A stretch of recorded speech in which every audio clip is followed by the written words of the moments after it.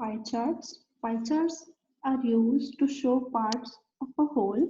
It represents numbers and percentages, and the total sum of all the divided segments equals 100%.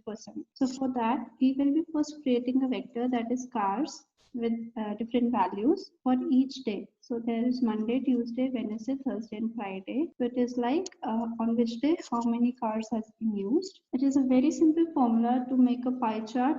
The formula for that is pi within brackets name of the vector. So let's execute it. So you can see the pi has been created showing 100% that has been divided into 5 parts. The numbers were 1, that is the 1%, 2, 3, 4, and 5. 5, the fifth value was 9. So the area of fifth part is large. Similarly, we can custom the colors for that and add labels to the pie chart. For that, the command we are using pi within the brackets name of the vector. Then the heading of the graph that will be cars.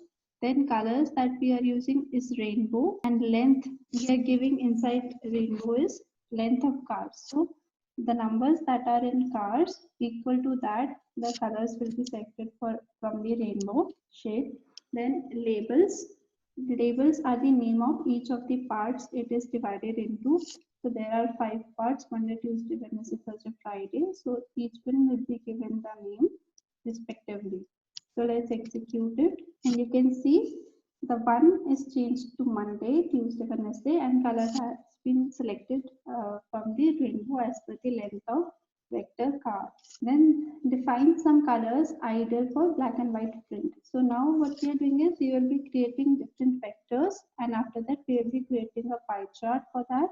For that, first I am taking a vector for colors that will be selected for this pie chart.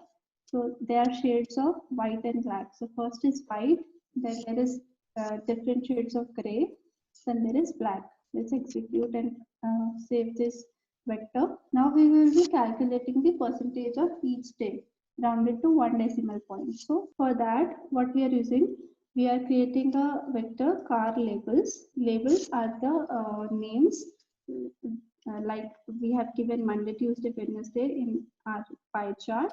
Instead of that, now the percentage will be printed here. So we will be calculating that percentage and rounding it to 1 decimal point.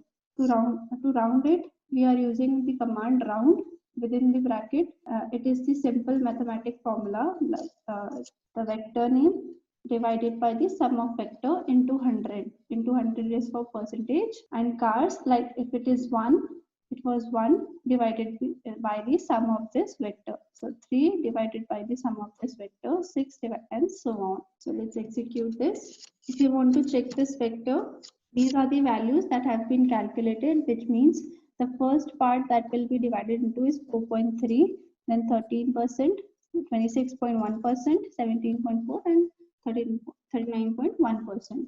Now we will be pasting percentage sign with these calculated values. For that, we are using paste formula and giving the name of vector. So in this vector, I want each variable, each value, along with that percentage sign to be attached with the separator space. I have not mentioned anything, so there will be no space between it. You can give a space here. Just press a space bar, then there will be a space here. So it is like 39.1 space percentage sign. Let's execute it, and you can again check the variables. So you can see there is 4.3%.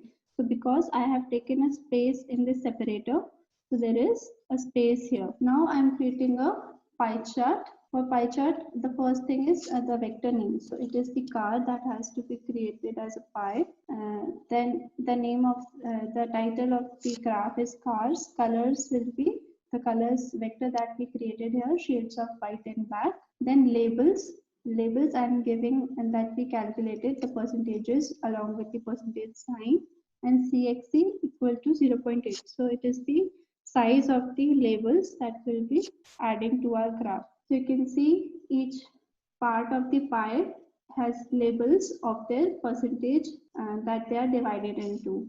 Next, I am adding legends to my graph. For that, the command is legend. inside the bracket, the first thing is the position of the legend. So it is, I'm taking top right in my graph.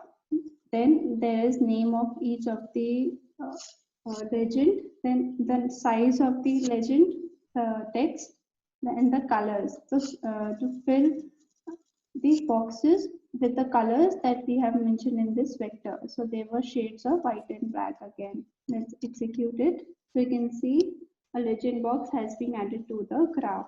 Now, if you want to create a 3D pie graph, for that there is a package, that is Plottrix. I have already installed this package. You can install it through package tab here, or just give the command install.packages and within the bracket name of Plottrix. Now I will be loading this with the command library.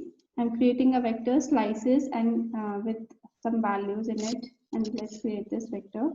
And there is one more vector that is for labels, and giving each value a name, that is US. Then there is division of UK, then Australia, Germany, and France. Now the formula that we use, that is inside the package that we just installed, Plottrix, is pi3d.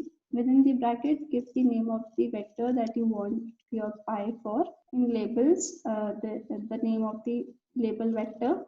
Then explode. So now explode means each division of pi will be separated with a gap. It shows that value. So explode 0.1 means it will be near to each other, but there will be a gap in each division. Then there is main, that is the title of the pie chart. Let's execute it. So you can see there is a division in each of the pie divide segment, because we have taken explode equal to 0.1. If you increase this explode value, the difference in the gaps of the segments increases. So pi is a good graph, is a useful graph if there are less values in your vector or the variable that you are using in your data set. If there are less variables, you can always use pie chart. But if there is large value, it will be a messy graph and it will be not useful, as the viewer will not be able to understand the graph. So you can always use a 3D graph to present few items of your data set and make it an attractive graph.